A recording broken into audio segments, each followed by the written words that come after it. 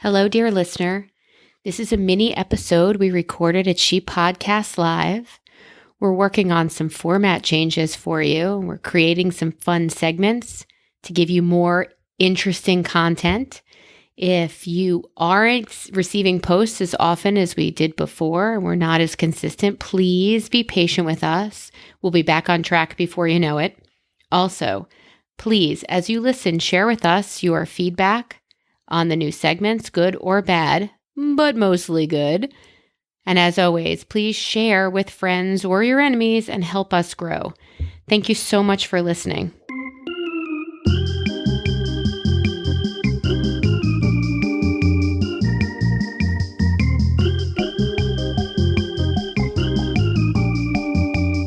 Drop it like it's hot. Hi, everybody, dear listeners. Amy and I are here at She Podcast Live 2019. What? Can you believe it? We are on the showroom floor talking to vendors about all they do and all we don't do. and we are wildly amazed and impressed, not for the first time, by Jessica Kupferman and all she has accomplished. She is a dynamo in whom we are wildly confident she could run a presidential campaign. I was going to say the world. How far are we going here? We did have who did they introduce with? Who runs the world? Oh, maybe it was Jessica and Elsie. Who runs the world? And I walked across the front of the stage just to get to my seat, and I turned around and I yelled, "Girls!" You weren't down yet. It was mortifying, but I just kept walking. And I had just put on my name tag, too, so now people know who I am. They know who you are. Hey, Amy, are you having a good time I am here? having a blissful, exotic, spectacular time. We just want to start right at the top and say, gang, if you can even believe it, this is a recorded live at the trade show at a vendor booth, courtesy of Bud Sprout, special content edition of Brilliant Observation. So we are very excited to not only be here, but to be afforded the absolutely free opportunity to work with an individual vendor just to try something new. And just for a few seconds to rattle on about what that's like. Coming here, in addition to the content, in addition to the community, in addition to supporting our dear old friend Jessica Kupferman. I'm telling you, you called her old. I just saw her walk by. We are here. You can't miss her. My God, you guys, she is wearing those Suddenly Seeking Susan boots today that are 100% glitter. I took a picture. Did you see her shoes? The dress is so striking. You probably didn't notice. I didn't even notice They're her these feet. They're these little kitten heel. They're the exact little booty boots. The whole thing is sequins. And I'm like, what? You are just too fantastic. I didn't even know she had feet. Gonna punch you in fantastic. So just to get back to it. So the idea is, yes, there's an exhibitor floor with lots of the vendors who are here telling you all that they have to share, showing their services. Everyone is completely collegial, even to the point where they say, who are you hosting your podcast with? And we say, we think it's Lipson. We're going to learn who it is. We think it's Lipson. We don't know. Our producer is not here, so we don't know. However, even saying that, they're like, great, we're not in the business of, stealing anybody away. If you know anyone, or here's what we offer. So even to the point where even the vendors get the vibe that this is a community of people who are finding their voices and amplifying them throughout the world. And if you have not been in any way associated with She Podcast, this is the invitation to get off your fucking teat and make it happen. I don't know what that's. If you are interested in podcasting, well, if you are interested in us and what we normally do, this extra little, addition to our normal weekly podcast is going to sound a little like an advertisement, but to keep it as real as we are, I brought a story for you. Yay! So in Pennsylvania, we have the spotted lanternfly, and it is the menace of our community right now. They are beautiful and interesting and fun until you realize they are literally eating all of your trees. Don't be a menace to South Philly when you're a fly. And they tell you, kill them immediately when you see them. And it's counterintuitive as somebody who picks up spiders and puts them outside to say, this is your dance space. This is my dance space. Stay in yours and I will stay in mine. That's right. Stay in your lane. To kill them and to be told to kill them is kind of counterintuitive. Well, I was on the interweb today, and knowing how terrible this problem is for Pennsylvania, Amy and I are here in Georgia right now, and Georgia has its own problems. And there might just be a full pause there. Georgia has several problems. Sorry, Georgia. The one to which I am referring today is, the headline reads, invasive fish species that can survive on land discovered in Georgia. No. That's the Darwin fish with feet coming at us. I don't care if you have feet. You've got lungs. You can breathe out of the water. Where are you sourcing this material? This is from ABC 6 News. Our local Philly news station tells you that in Gwinnett County, Georgia, an invasive fish species can breathe air and survive on land. What? I can't. We've got to get out of here. What the fuck are they doing down here? What is it coming up on land for? I would not be on land if I could live in the sea. I think because it can. I think that's why we do so many things, because we can. But Aquaman is down there. All of the not people are down there. Did I tell you I watched that on the plane on the way here? I'm so sad. I watched Aquaman. Did you? If you turn the sound off, I'm sure that's all the value you need. It's just Have you seen Aquaman? Sadly, I paid to see premium Aquaman in the theater. I feel like any scene that was not filmed underwater was pretty good. Possibly. But as soon as they went underwater, you lost me. First, I got distracted at how the hair would flow with the water, with the underwater effect. But after that, it had no cred with me. I kind of don't even know how Willem Dafoe was in that movie. I'm like, what? How are you still kicking it? Weren't you? You are every bad guy always, and we never know if you're going to be the pretend good guy and then the bad guy. That's what he did in Aquaman. Yeah, it's like, dude, how are you still with us? And you look exactly the same. He hasn't changed for all the amount of time. Right. What kind of weird voodoo are you working? Isn't he the most popular impression that people do? Isn't the Willem Dafoe? Yeah. Don't they do? I don't know. I would think that the one I always go to is Christopher Walken. I think that people, I don't know, do people do Willem Dafoe impressions? Yeah, with the eyebrow? No, not the. Maybe. But he did do good guy, bad guy in that. I don't want to beat this dead horse, but a snakehead fish is considered a non-native invasive species. Hope it's non-native. What the fuck is Amy, a snakehead fish? And now it's on land? Why are you doing this? I did not ask for this. We don't want this. I am not doing this. Here. Fucking Georgia. It means, and it affects native species by competing for food and habitat. I bet it does. I bet it does. Your habitat is the water, you greedy fuck. Why don't you walk back in there? How does it get on land? Because it's a slitherer, like a. They call them eels. But a snakehead fish, maybe it's. I don't want that. I don't want that. Why can't we have the kill 'em all flies? Can the flies and the fish get together and Amy and I were talking a little earlier when I was telling her of the invasive species of spotted lanternfly that's come to PA, and in their infinite wisdom, some group has decided to import from Asia another bug that eats the spotted lanternfly. What? What? Wildly counterintuitive again. What do we do with an infest of a non-native bug? Let's bring in a second non-native bug. Were they listening to our podcast? Did they go on bad advice? Ooh. Because that seems like the super stupidest thing I've heard in a really long time. Yeah, and we've heard a lot of stupid things, but not here at Georgia. But not here at this convention. No. They're super good and great and loving and supportive. And that's the other thing. It's like you sort of look up and you get to see all these faces that you've seen online and some kind of a connection that way. You see them in real life and it's really weird. It's like I've read the book and now I'm in the movie. It's also, have you met somebody who knows about you because they've listened to your podcast and they feel a kindred spirit, and now when they ask you questions, you think, shh, don't ask me right now. Tell me everything. Catch me up with you. You clearly know about me. Catch me up with you. Yeah. Tell me more. It's really freaky. It's freaky. It's inspiring. It's motivating. It's challenging to have so many different, we're all content creators at heart. So everyone seems to have this desire to talk and tell. we're in audio, so there's a whole lot of face flapping going on, even from the introverts who have sort of grouped themselves together, which is hilarious. But even saying that, the content is so wildly diverse. You can be standing in the cocktail party talking to the one person who is the brain surgeon, who is standing next to the next person who is the dog walker, standing next to the next person who is trying to put out survival stories of life after abuse and trauma. It's quite an eclectic group. It's quite an eclectic somebody group. who likes My Little Pony bows. Like, it's all everything you can possibly think But nobody of. was standing next to her. She was all alone, the My Little Pony bow girl. It is sad, but true.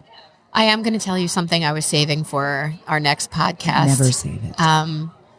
I was coming here, and at the airport, there were dogs.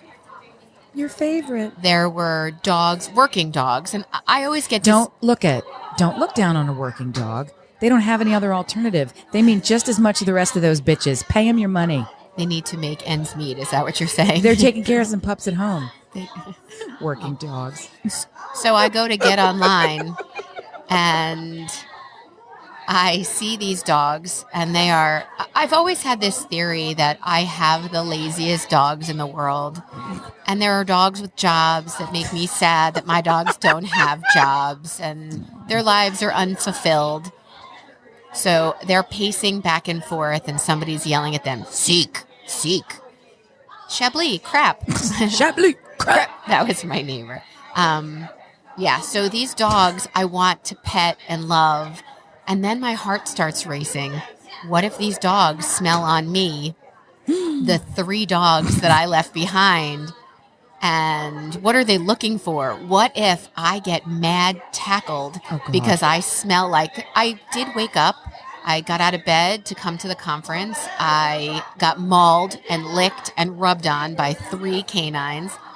So I just pictured, physician's wife held at airport due to suspicion of, and then I thought, what are they looking for? Bombs. They're looking for bombs, right? I hope they're looking for bombs and nothing else. They should be looking for bombs, but I would be terrified if you raised your little hand out there and, I want to pet you, and then your hand is now gone. I'm more concerned about the handlers that are they trying really to kill. are super sketchy, those guys. They're so mean. And it's never a gal. You never see a gal who's walking on the beat with the dog trying to maul the dogs at the hotel. It's called an airport. But, they had dogs at the hotel, too. It's a sketchy hotel. That's a joke. This hotel is ridiculous. Delightful. It's got one of those elevators that's super glass, and you feel like you're going to die every time you're in it. Orlando has a hotel like that, too. It's very Disney-esque. It's very... Jessica is outside our booth right now saying, hey. So I thought I was going to get tackled and killed and brought into... I know Yankee Stadium has a prison. I know, and a courtroom. I know Eagles Stadium, I think, has Lincoln Financial has because there are a lot of drunk people. All the places. Why are you being transported somewhere else after the dog mauls and tackles you? I don't get the... Well, in the airport, I assume they have like a little court and a little prison that they'll bring you to. I bet there's a separate environment for the victims where they just take you and you're or deposited. Perpetrators. Oh, right. Well, I mean, I skipped the part. I thought you'd be falsely accused of standing in the airport line, right? Falsely accused of having a dog. I don't know why they would attack you other than your own deliciousness. Well, somebody had in the past, somebody had slipped me an edible, and I didn't know if it was that backpack that I was still using. It happened to me when I was at Ground Zero. I was going to Ground Zero to see it at what they had built down there, the memorial, and in my backpack was like a brownie that somebody had put there, and there were dogs. Again, bomb-seeking dogs, and I thought, I'm a carrier. I was carrying. I'm going to be the one who says, really, sir, it's not mine. I'm just, That's right. I'm just a mule for this. That's right. I can't be held responsible. I'm doing good work. I'm coming to the site of the scene of the thing. Come on. I paid to be here. It's traumatic. This is just a little bit of nice. I can have some for you. Let's calm down. You can for you. You can have it. It's not mine. I swear, sir, it wasn't me. Taste and see. Speaking of it wasn't me, Amy and I are kind of working hard to develop a podcast format that really shows you that we're trying to give you the best show. We're going to change a couple of things up, and we're going to hope that you love it and that you write in, dear listener. That's right. To tell us. It's a lot riding on your shoulders, you one and only listener. But the point is, you gotta get off the dime and put your fingers on the keyboard. Put your face into the video. We take video submissions. Put your mouth up to the phone. We take audio submissions. We take submission. We are dominant. Just send in your content. Be submissive. That's right. Do it. Dear listener, be submissive. That's right. Do we put them down now? I don't know the BSD&M. Is that what we... No, that's not their way. We're grateful for you. We are grateful as we listen to all these other podcasters tell us about their wild listenership hood. Is that a thing? Listenership hood? I think that's the annex of the listenerhood. It's the listenership hood, but it's the Marine version. Oh, I can't swim. You're going to be okay. Thus the ship. Here we are at a conference, and there's a meetup. You all know what a meetup is. They're all over. They're in your community. You go there on Facebook. You can even find meetups. Right. There's a meetup at the pool.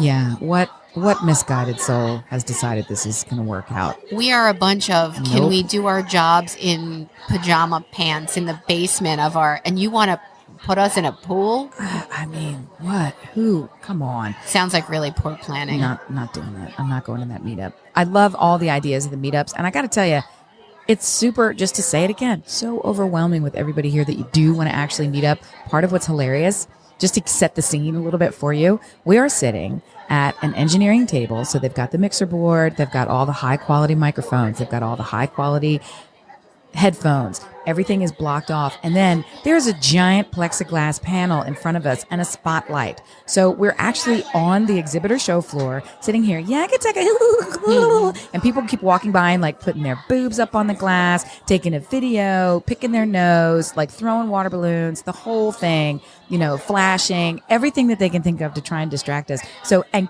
check it out. You're still getting the best fucking content that you have. How good is this show? We should be seeing hearts akimbo all over this thing. Ping, ping, ping, ping, ping, ping. I love the word akimbo. They should, all of you listener, the both of you should be sending in your biggest hearts and fans and fun. Because, how tricky is it to not want to like jump through the plexiglass when you're sitting here literally on stage talking about all of the brilliant I feel like nobody uses the word akimbo correctly. Really? Yeah. Do you? Open? Akimbo? Yeah, I try not to use words I don't know. The same way when we walk, Stuart and I will walk into a room and we will see people and he won't necessarily know their names, but he'll think he does. Oh, no. And I say to him, if you are not positive, shut up. Let me follow your advice, though, does he? Not. I've met him. There's no following the advice. You've met him. So he'll say... Right, that's right, John. You don't even need to put their name in the sentence. But I'm sorry. Is it Steve? And then Thanks, Brett. I zone in. I zone in on their face to see the twitch of you're mistaken or it was right or he knows my name. It's a technique. When I worked for a political candidate, the technique he used to remember your name, because he met 1 million people a day, was to repeat your name, shake your hand, repeat your name again. But when Stuart does it, it's not for that technique. It's because he's testing I don't know. He's doing it to make me crazy. I'm confident.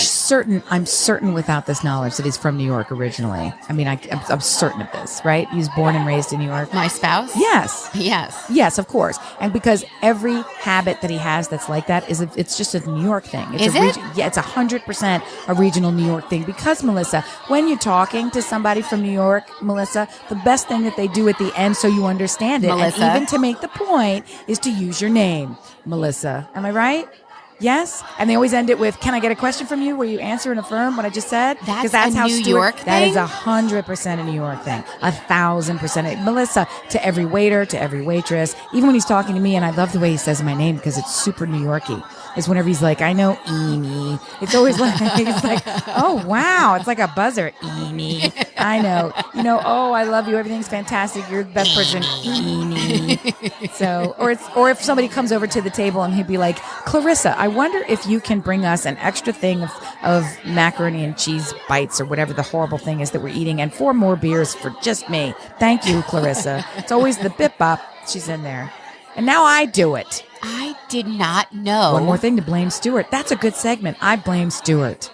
That is a very good segment. He deserves more blame than he gets.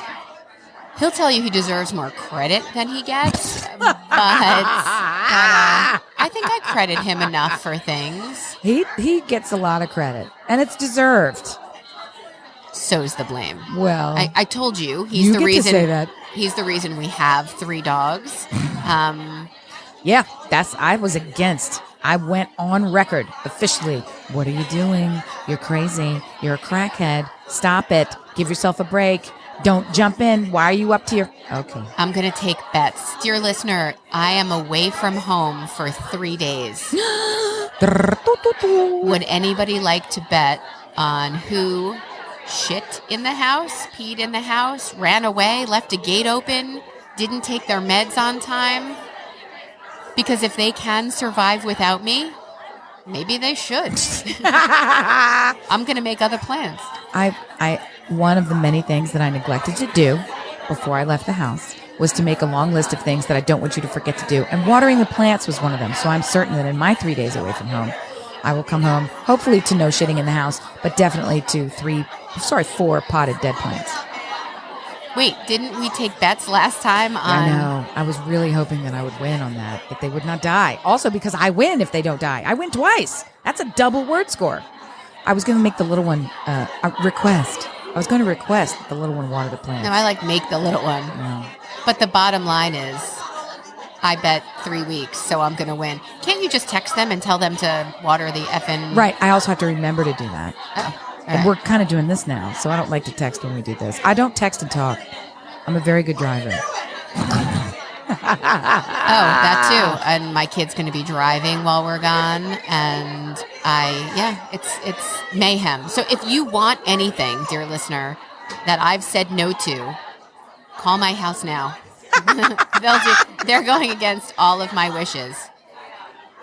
And that's the way to get whatever you want from me. Wait for me to go away once every 6 years and then knock on my knock on my husband's door. Perfect. My parents won't do anything for you. They'll lock the door and walk back in. Dear listener, we're coming to a close here. We want to thank you for listening to our special edition from the showroom floor. Spectacular. We are grateful for this opportunity to give you a little extra. I hope you don't find us extra. No, we're lagnappy. We're down in the South now, so. And if you too are down in the South, look out for that breathing on land fish. It is horrifying, and I'm packing my shit now just to get out of here. And with that, we love you. We have to exit. We love you. We're so grateful for you, and we'll talk to you on Thursday. Fear the walking fish. Fear. Bye. Bye.